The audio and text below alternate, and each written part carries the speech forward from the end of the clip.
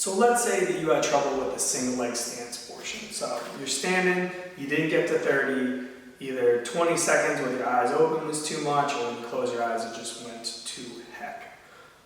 So what do?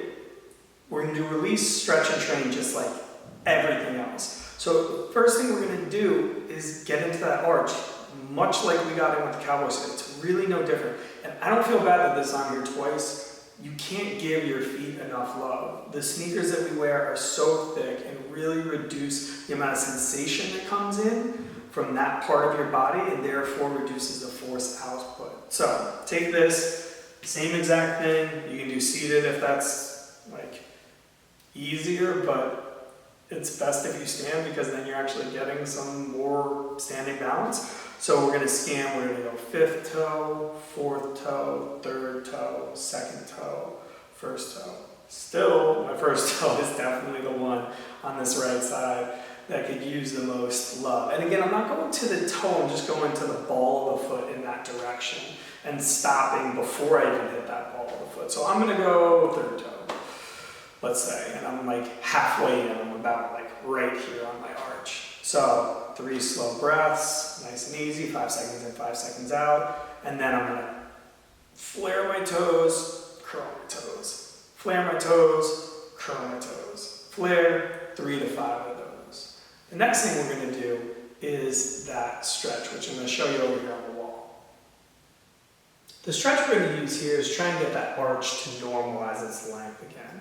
So what we're going to do is put our toes up against the wall, which is going to put them into extension. That's going to put some good tension on the plantar fascia. Then we're going to drive our knee towards the wall to really get it from both sides. So it'll look something like this. You're on a wall, toes are extended, being pushed into extension by this wall. The next thing that you're going to do is drive this knee towards the wall. So what I'm really trying to do is get that knee as close as possible as I can. But I'm not going super hard the first time, I'm just taking my time with it. See how that feels, and then to make it active, I really want to pull myself into it. So I'm really firing up the muscles that are on front of the shin, the toe extensors as well, to pull me deeper into that stretch. So again, I'm just kind of here, prop up my toes, I drive my knee to the wall, I get to that end range. 3 slow breaths, then pull myself deeper. 3 more slow breaths for that.